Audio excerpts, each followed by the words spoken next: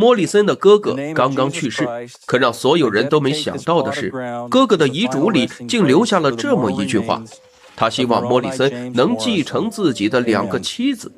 要知道，此时的莫里森家里已经有了3个妻子。在美国有这么一个社区，这里远离城市，有着自己的生活秩序，甚至允许一夫多妻制的存在。莫里森是社区里的邮递员，他有3个妻子和11个孩子。即便如此，莫里森的家庭在社区里也只能算是中等水平，因为妻子比他多的男人比比皆是。这里的人自创了一套信仰，女人从小就被教导博爱与分享，要和其他女人分享丈夫的爱，并将其他家庭成员视若己出。只有这样才能得到灵魂上的平静。社区的女孩从小就接受这种教育，对待一夫多妻的制度并不抵触，可她们心里也会吃醋，也会有不安感和恐惧。莫里森的第3个妻子如今怀上了他们的第2个孩子，怀孕期间的焦虑让他对待莫里森和其他2个妻子十分敏感。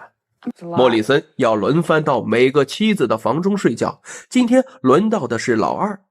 怀孕时的女人是最需要呵护和关怀的时期，老3不会眼睁睁地看着，她会一些粗俗讽刺的短信来引起丈夫的注意，可她最终得到的只是丈夫的一顿训斥，以及另外2个妻子的白眼，因为她打破了规矩。3个妻子中，老大和老2都有稳定的工作，老3怀孕在家，要一个人照顾11个孩子，而莫里森除了上班之外，就是分别与另外2个妻子约会。怀孕期的焦虑以及照顾孩子的痛苦让老3苦不堪言，因为这里远离城市，与外界的交流甚少，孩子都是在家自己教育。一个怀孕的女人要独自面对一屋吵闹的孩子，她所要承受的压力是一般人无法想象的。看着丈夫带着其他妻子出去，老3时常会独自流泪，因为她觉得自己在家里完全就是个外人。老3最晚嫁过来，也是最爱莫里森的一个。为了这个男人，她愿意承受这些痛苦。与之相对的，老2对她的看法十分直白，他不喜欢这个女人，因为他总是在抱怨，如果不是自己也爱着莫里森，他绝对不会和老3说上一句话。也正因为这个因素，家里的氛围总是十分紧张。与这2个人相比，老大却显得游刃有余，并不是因为她第一个嫁给莫里森，而是因为她早就习惯了这样的生活。他对莫里森的感情或许早就随着时间冲淡，现在的他只是想维持生活不被打乱。抱着这样的想法，他能和另外2个姐妹和平相处，甚至乐在其中。一段时间之后，老3迎来了生产。按照惯例，社区里的孕妇一般都会在自己家生产，奈何老3迟迟没有生产的迹象，莫里森只好带她去医院检查。照顾孩子的工作只好交给老2来做，老2只能向公司请假，可他根本不会照顾孩子。11个孩子就像是一支杂乱无章的军队，不听指挥，肆意吵闹，这让老2感到十分头疼，甚至要靠服药来稳定情绪。最后干脆直接不管他们，一个人躲到外面打发时间。他宁愿去工作，也不愿独自一人照顾这些孩子。或许这正是这次经历让老2体会到了老3的难处。等到老3在医院产下孩子后，2个女人终于有机会坐在一起谈一谈，努力适应着彼此，让往后的日子能减少冲突。然而2个女人的关系刚刚得到缓和，变故却忽然发生。莫里森的哥哥忽然去世，在他留下的遗嘱里，哥哥决定把2个妻子让莫里森来继承。对于丈夫的决定，莫里森的2个嫂子没有异议，因为从小思想观念就被洗脑，让他们对婚姻的概念十分模糊。丈夫死了，自己反正要再嫁人，倒不如嫁给一个熟悉的人。在社区的观念里，妻子一旦嫁给丈夫，就属于丈夫的私有财产。莫里森也表示自己愿意继承哥哥的2个妻子，因为在他看来，帮哥哥照顾他们是自己作为弟弟的责任。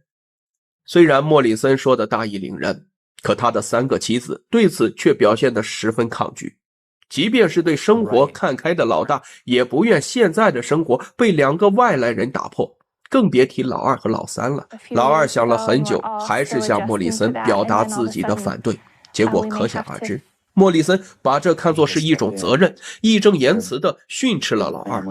在外人面前，他毫不忌讳地表示，如果家里的妻子不肯接受，他们随时都能离开。毕竟现在多了2个新的妻子，他有这样的底气说这种话。老大很清楚莫里森的想法，为了缓解这种紧张的氛围，他主动约另外2个人去外面旅游谈心。当3个人共同面对同一难题时，他们能平静地接受彼此，商量如何面对新的成员，并克制自己心里的嫉妒。不光是他们3个，莫里森哥哥的2个妻子之间也产生了意见分歧。大嫂希望嫁给莫里森，可二嫂却在一次邂逅中结识了一个外面的男人，2人相处很融洽。可当二嫂把那个男人带回家里，想让他一起接受大嫂时，男人彻底傻了。尽管提议让他很是心动，但男人还是选择了拒绝。他有2个女儿，他不希望让女儿接触到这种异常的制度。男人的话让二嫂十分不解，因为他并不理解一夫一妻制，但这种陌生的制度却让他十分向往。与二嫂不同，大嫂依旧保持着原有的想法。这天，他把莫里森的3个妻子叫到一起，想要看看他们的态度。3个人在旅行中已经达成了约定，接受新加入的成员。老大接受得十分坦然，老二心里还是有些排斥，而老三虽然嘴上说着欢迎，但说完之后马上就情绪崩溃地哭了出来。因为他们别无选择，妥协只是无奈之举。最终，莫里森的大嫂还是嫁给了他，而莫里森也成了拥有4个妻子的男人。这个充斥着病态的社区，创始人其实是个犯有重婚罪的男人。在自由民主的美国，这个男人为了实现自己的梦想，带着家人来到荒漠，开凿岩壁，一手造就了这个社区。这里欢迎所有渴望一夫多妻生活的人，并向自己的孩子教导这种病态的理念。虽然想象中的生活确实美好，但这部纪录片却完美呈现出了一夫多妻制度下的扭曲生活。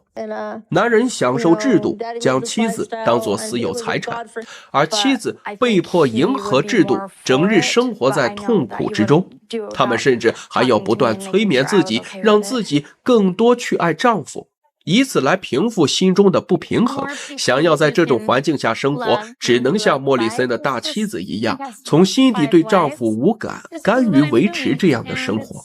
可这样的人生又有什么意义呢？现在人口问题已经成为很多人关注的焦点。近期，中国一个省出台了新的生育政策，被一些人误读为中国放弃了一夫一妻制，迅速引发了大量的关注。这种不着边际的错误解读，大家还是就当一乐，万万不可相信。不过世界上倒是还有6个国家并不禁止一夫多妻，你知道这几个国家是哪些吗？今天小鹿就和大家聊聊这个话题。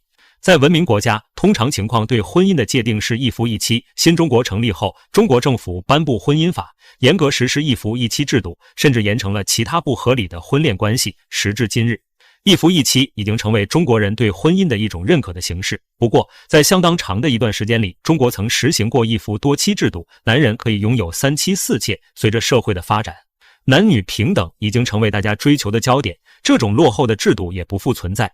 世界之大无奇不有，虽然在中国看不到了一夫多妻，并不意味着这种制度的灭亡。每个国家所处的发展阶段不同，也会衍生出与众不同文化和习俗。正因为这样，我们才能看到一个多姿多彩的世界。接下来我们就来看一看世界上还存在一夫多妻的6个国家，具体是哪几个国家，你知道吗？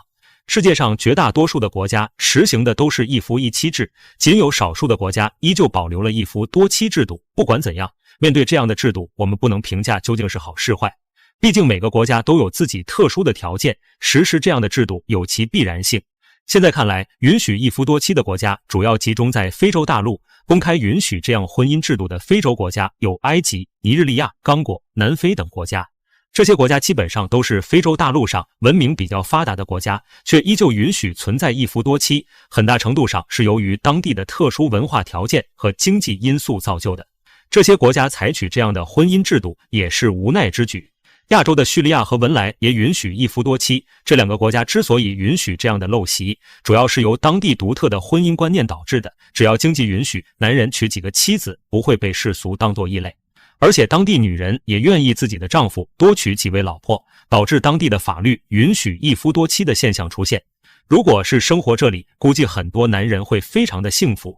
埃及、尼日利亚、刚果、南非、叙利亚和文莱等6个国家对一夫多妻采取默许的态度，很大程度上来讲，不是不改变这样不合理的现象，而是他们所面临的困境难以采取强硬的手段杜绝这种不合理的现象。你会羡慕这6个国家的男人吗？埃及、尼日利亚等6个国家现如今依旧允许一夫多妻的存在，看似当地的男人很幸福，事实上并不是大家所想的那样。这些地方经济发展落后，很多人都还没有解决温饱问题。一些国家对经济条件好的男人多娶几位老婆采取默许的态度，从侧面也可以解决一些女人的温饱，减少国家人口负担。这样看来确实有很多无奈。还有的国家允许一夫多妻的存在是为了发展经济，提升人口规模，尼日利亚就是其中的代表。作为非洲第一大经济体，面积仅92万平方公里，人口却超过 2.13 亿，可想而知当地人的生育观念有多么的强。在当地，一个男人拥有多名妻子非常的常见。为了约束男人的娶妻数量，国家甚至还颁布了限制男人娶妻不得超过4个的法律，看似有所限制，但是部分男人依旧可以娶多位妻子。